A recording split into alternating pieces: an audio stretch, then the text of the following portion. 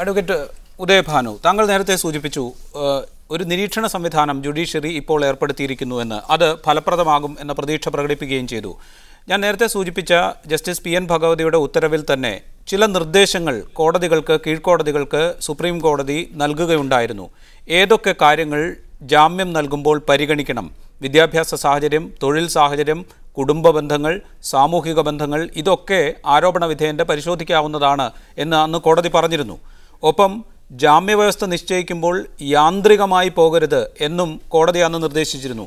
അതൊന്നും പക്ഷേ പിൽക്കാലത്ത് പാലിക്കപ്പെടുകയുണ്ടായില്ല എന്നാണ് നാം മനസ്സിലാക്കേണ്ടത്. ആ സാഹചര്യത്തിൽ ഇപ്പോൾ പ്രഖ്യാപിച്ചിരിക്കുന്ന നിരീക്ഷണ സംവിധാനവും യാന്ത്രികമാവില്ല എന്നതിന് നമുക്ക് എന്തുറപ്പാണുള്ളത്? നേരത്തെ സൂചിപ്പിച്ച ജസ്റ്റിസ് ഭഗവതിയുടെ നിരീക്ഷണങ്ങളുടെ അടിസ്ഥാനത്തിൽ പിന്നീട് വന്ന കാര്യങ്ങളിൽ വെള്ളം ചേർക്കപ്പെട്ടു എന്ന നിലയ്ക്കുള്ള നിരീക്ഷണം പൂർണ്ണമായും ശരിയല്ല. പക്ഷെ അതിൽ ഭാഗികമായിട്ടുള്ള ചില സത്യങ്ങളുണ്ടാവും. ഉദാഹരണത്തിന്, ജാമ്യ വ്യവസ്ഥകൾ ലഘൂകരിക്കണം, സുതാര്യമാക്കണം.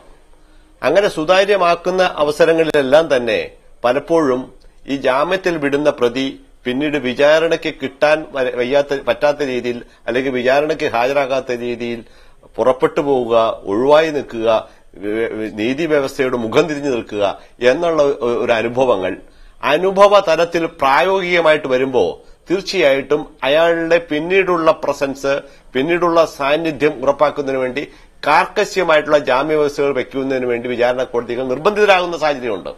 നമ്മളിതിന്റെ പ്രയോഗതലത്തിൽ വരുമ്പോഴാണ് ഇതിന്റെ ബുദ്ധിമുട്ടുകൾ വരുന്നത്.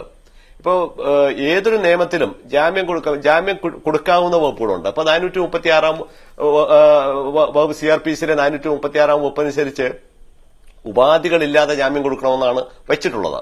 ആ യാതൊരു ഉപാധികളും ഇല്ലാതെ ജാമ്യം കൊടുക്കുമ്പോൾ പോലും കോടതി ഇപ്പോൾ 2 ആൾജാമ്യം നിഷ്കർഷിക്കുന്നുണ്ട്. അത് എന്തിനു വേണ്ടിയാണ്? ഈ വിചാരണ തടവുകാരൻ പിന്നീട് ഇതിൽ തിരിച്ചു വരും, അല്ലെങ്കിൽ ഈ ജാമ്യത്തിൽ വിടുന്നയാള് പിന്നീട് തിരിച്ചു വരും, പ്രതിയായിട്ടുള്ള ആരോപിതൻ വരും അല്ലെങ്കിൽ വരുത്തണം എന്നുള്ള നിർബന്ധ ബുദ്ധി. അതൊരു പ്രയോഗ തലത്തിൽ വരുമ്പോൾ ഉണ്ടാകുന്ന ഒരു സാങ്കേതിക ബുദ്ധിമുട്ടിന്റെ പ്രശ്നമാണ്. അപ്പോ ഈ പ്രയോഗ തലത്തിൽ വരുമ്പോൾ ഉണ്ടാകുന്ന സാങ്കേതിക ബുദ്ധിമുട്ടുകൾ ഒഴിവാക്കണമെങ്കിൽ സ്പീഡി ട്രയൽ വേണം. വളരെ സ്പീഡായിട്ടുള്ള ഈ ജാമ്യം എടുത്ത് പെട്ടെന്ന് പോകുന്നയാൾക്ക് പിന്നീട് അയാളുടെ കേസ് 1 വർഷം കഴിഞ്ഞാണ് വിളിക്കുന്നെങ്കിൽ ഒരു പക്ഷേ അയാൾക്ക് മറ്റൊരു ജോലിയിലേക്ക്, വിദ്യാർത്ഥികളുടെ കാര്യം നമുക്ക് എടുക്കാം. വിദ്യാർത്ഥികൾ ബസ് കല്ലെത്തുന്നു, അല്ലെങ്കിൽ കോളേജിൽ വെച്ച് സമരം നടത്തുന്നു, അത്തരം കേസുകൾ ഉൾപ്പെടുന്നു. ആ കേസുകളിൽ അവർ ഉടനെ തന്നെ ജാമ്യത്തിൽ പോകുന്നു. പിന്നീട് അതിന്റെ സമൻസ് വരുന്നത്, കുറ്റപത്രം സമർപ്പിക്കുന്നത്, അവർക്ക് വിചാരണയ്ക്ക് നേരിടേണ്ടതായിട്ട് വരുന്ന ഘട്ടം 1 വർഷമോ 1.5 വർഷം കഴിഞ്ഞാൽ ഈ സമയത്ത് ഉപരിപഠനാർത്ഥമോ അല്ലെങ്കിൽ മറ്റൊരു കോളേജിലേക്കോ സംസ്ഥാനത്തിന് വെളിയിലോ ഇന്ത്യക്ക് വെളിയിലോ ഈ പഠനത്തിന് വിധേയരാകും. ആ പ്രതിയെയും പ്രസൻസ്, ആ പ്രതിയുടെയും സാന്നിധ്യം വിചാരണ നടത്തുന്ന കോടതിക്ക് ഉറപ്പാക്കേണ്ടതുണ്ട്. അങ്ങനെ ഉറപ്പാക്കേണ്ടി വരുമ്പോൾ സാങ്കേതികമായിട്ടുള്ള ചില ബുദ്ധിമുട്ടുകൾ ഉണ്ടാകുന്നുണ്ട്. ജാമ്യം വെക്കാതെ വിട്ടുകഴിഞ്ഞാൽ പിന്നെ ആ പ്രതിയുടെ പ്രസൻസ് എങ്ങനെയാണ് ഉണ്ടാവുക? ഇതാണ് ഈ സാങ്കേതികമായിട്ടുള്ള. അപ്പൊ ഈ മോണിറ്ററിംഗ് സംവിധാനത്തിൽ ഈ പറയുന്ന സാങ്കേതികതയുടെ ചില പ്രശ്നങ്ങളുണ്ടെങ്കിലും ജില്ലാ ജഡ്ജിമാരോട് പ്രത്യേകമായിട്ട് മോണിറ്റർ ചെയ്യാനാണ് പറഞ്ഞിരിക്കുന്നത്. ആ ജില്ലാ ജഡ്ജിമാരെ മോണിറ്റർ ചെയ്യുമ്പോൾ ഒരു മോണിറ്ററിംഗ് കമ്മിറ്റി ഉണ്ടാവും. കലക്ടർ, സൂപ്രണ്ടന്റ് ഓഫ് പോലീസ്, അങ്ങനെ 3 പേരടങ്ങുന്ന കമ്മിറ്റി. അതിന് ജില്ലാ ജഡ്ജിക്കാണ് അധിക ചുമതലയുള്ള ജില്ലാ ജഡ്ജി ഈ 2 മാസക്കാലത്തേക്ക് ആദ്യത്തെ 2 ആഴ്ചകളിൽ ഒരിക്കല് തീർച്ചയായിട്ടും ജയിലുകൾ വിസിറ്റ് ചെയ്യണം. എന്നിട്ട് അവിടെയുള്ള അണ്ടർ ട്രയൽ പ്രൊസീജിയർ, വിചാരണ തടവുകാരുടെ ലിസ്റ്റ് ഉണ്ടാക്കണം. ലിസ്റ്റ് ഉണ്ടാക്കിയാൽ മാത്രം പോരാ, ഏത് കോടതിയുടെ അധികാര പരിധിയിൽ കിടക്കുന്നുവോ അവരെ വിടുവിക്കാൻ അവർക്ക് സ്വമേധയ അല്ലെങ്കിൽ ജാമ്യക്കാരില്ലാതെ തന്നെയാണെങ്കിൽ അതിനുള്ള അവകാശമുണ്ടെന്ന് അവരെ ബോധ്യപ്പെടുത്തി അവരെ വിടുവിക്കാൻ ആവശ്യമുള്ള നടപടി സ്വീകരിക്കണം. ആ കാര്യം റിപ്പോർട്ട് ചെയ്യുകയോ വേണം. അങ്ങനെ റിപ്പോർട്ട് ചെയ്യുമ്പോൾ സ്വാഭാവികമായിട്ട് ഒരു അക്കൌണ്ടബിലിറ്റി വരുന്നുണ്ട്.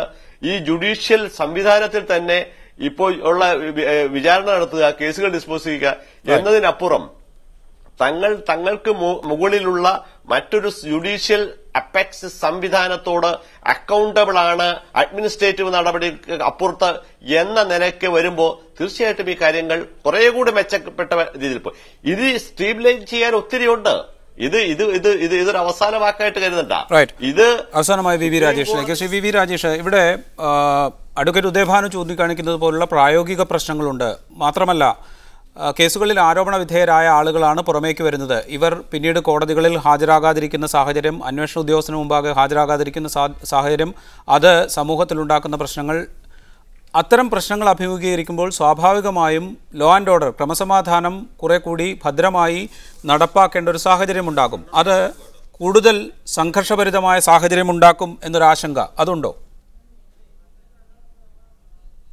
അല്ല, ഇപ്പോൾ അവരിൽ ആരോപിക്കപ്പെട്ട കുറ്റത്തിൻ്റെ പകുതി തടവ് കാലഘട്ടം പൂർത്തിയാക്കി കഴിഞ്ഞാൽ പുറത്തുവിടാം എന്നുള്ളത് തത്വത്തിൽ അംഗീകരിക്കുമ്പോൾ തന്നെ അങ്ങനെ ഒരു തീരുമാനമെടുക്കുമ്പോൾ ആവശ്യമായ ഒരു ഉറപ്പ് കോടതിക്ക് ജുഡീഷ്യൽ സിസ്റ്റത്തിന് ഉണ്ടാകേണ്ടതായിട്ടുണ്ട്. അങ്ങനെയുള്ള എല്ലാ പ്രതികളെയും തുറന്നു വിട്ട് കഴിഞ്ഞാൽ, അല്ലെങ്കിൽ ഒരു പ്രതിയെ ഒരു കേസിൽ വന്ന ജാമ്യത്തിൽ വിടുന്ന സമയത്ത് ഇങ്ങനെ ഒരു തീരുമാനം ഉണ്ടാക്കി വെച്ചുകൊണ്ട് യാതൊരു കണ്ടീഷനും ഇല്ലാതെ പ്രതിയെ വിട്ടു കഴിഞ്ഞാൽ നാളെ ജുഡീഷ്യൽ സിസ്റ്റത്തോട് ആർക്കും ഭയമില്ലാത്തൊരു സാഹചര്യം ഉണ്ടാകും. ഈ പോയ പ്രതി ഇത്രയേ എനിക്ക് ജയിൽ അനുഭവിക്കേണ്ടി വരുവുള്ളൂ എങ്കിൽ എനിക്ക് വീണ്ടും കുറ്റം ചെയ്യാം എന്നുള്ള ഒരു അവസ്ഥയിലേക്ക് പോകും. ഇത് പറയുമ്പോൾ തന്നെ ജയിലിൽ കിടക്കുന്ന ആരും കുറ്റവാളികളല്ല, മുഴുവൻ ആൾക്കാരെയും ഇവിടുത്തെ സിസ്റ്റം പിടിച്ച് ജയിലിലിട്ടിരിക്കുന്നതാണ്, അങ്ങനെ ഒരു സിസ്റ്റമാണ് ഇവിടെ ഉള്ളത് എന്നൊക്കെ ഉള്ള വ്യാഖ്യാനത്തിലേക്ക് പോകുമ്പോഴാണ് വളരെ നല്ല ഉദ്ദേശത്തോടു കൂടി ഗവൺമെൻറ്റോ ഇന്ത്യൻ ജുഡീഷ്യൽ സംവിധാനമോ കൊണ്ടുവരുന്ന തീരുമാനങ്ങൾ അട്ടിമറിക്കപ്പെടുന്നത്. അപ്പോൾ ഒരു തീരുമാനം കൊണ്ടുവരുമ്പോൾ അതിൻ്റെ അന്തസത്ത മനസ്സിലാക്കിക്കൊണ്ട് നമ്മുടെ മനുഷ്യാവകാശ പ്രവർത്തകരും പ്രതിപക്ഷവും ഭരണപക്ഷവും അഭിഭാഷക സമൂഹവും ഉദ്യോഗസ്ഥരുമൊക്കെ തന്നെ രാജ്യത്തിൻ്റെ സമഗ്രമായ പുരോഗതിക്കും നീതിന്യായ സംവിധാനം നടപ്പിലാക്കുന്നതിനും വേണ്ടി ഒരുമിച്ച് ചിന്തിച്ച് പോസിറ്റീവായി പ്രവർത്തിച്ചാൽ മാത്രമേ ആ തീരുമാനം കൊണ്ട് ഗുണമുണ്ടാവുകയുള്ളൂ. അല്ല എങ്കിൽ വെളുക്കാൻ തേച്ചത് പാണ്ടാവും എന്ന് പറഞ്ഞതുപോലെ ഇതും തീർച്ചയായും അട്ടിമറിക്കപ്പെടാൻ തന്നെയാണ് പോകുന്നത്. അതിൻ്റെ തിക്തഫലം അനുഭവിക്കേണ്ടി വരുന്നത് സാധാരണക്കാരായ പാവപ്പെട്ട തടവുകാരായിരിക്കും എന്നുള്ളതാണ് യാഥാർത്ഥ്യം. റൈറ്റ്, വളരെയധികം നന്ദി വി രാജേഷ്. ഒപ്പം അഡ്വക്കേറ്റ് ഉദയഭാനു, നിർമ്മൽ തുഷാർ സാരഥി, ഒപ്പം PM സുരേഷ് ബാബു. നന്ദി ഈ ചർച്ചയിൽ പങ്കെടുത്തതിന്. സ്പെഷ്യൽ എഡിഷൻ പൂർണ്ണമാകുന്നു. Good night.